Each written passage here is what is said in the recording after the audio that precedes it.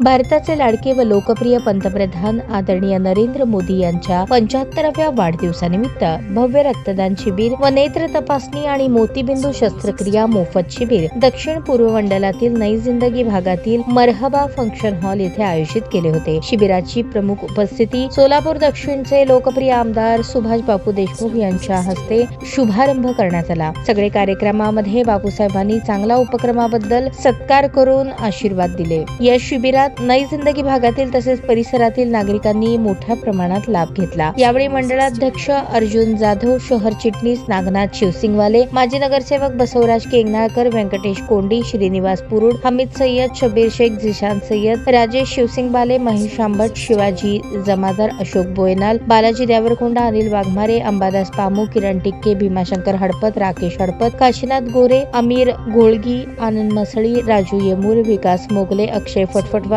सागर सरवदे, सचिन, विनायक शिवसिंगवाले, कुणाल हजारीवाले आदी भाजपचे कार्यकर्ते पदाधिकारी मोठ्या संख्येने उपस्थित होते।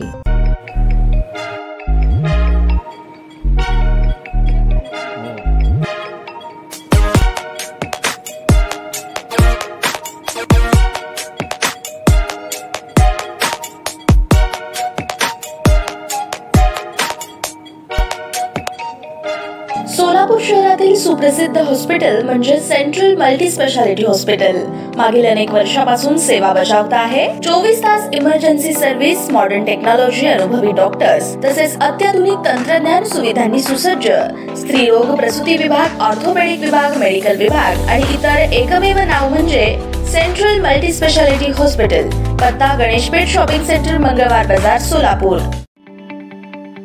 ताज्या बातम्या पाहण्यासाठी प्राईम महाराष्ट्र न्यूज चॅनलला सबस्क्राइब करा।